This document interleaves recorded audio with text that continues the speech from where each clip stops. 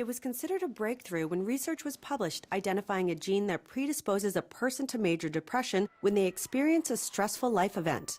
This was the first time that we had been able to identify both a genetic and an environmental factor simultaneously that increased the risk of depression.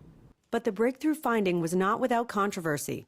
There was a lot of disagreement among scientists in the field about whether this finding had been adequately confirmed in subsequent studies.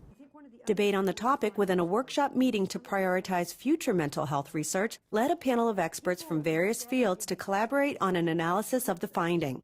We then decided to look at all of the published studies that had addressed the question of the link between the serotonin gene and life events on depression.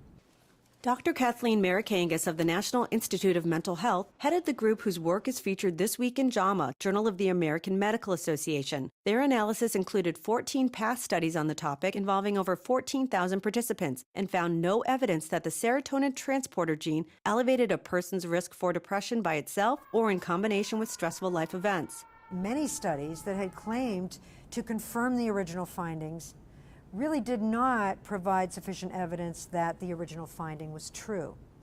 Researchers say valid replication of any research finding is critical before the information is put into public health practice. Haley Weldon, the JAMA Report.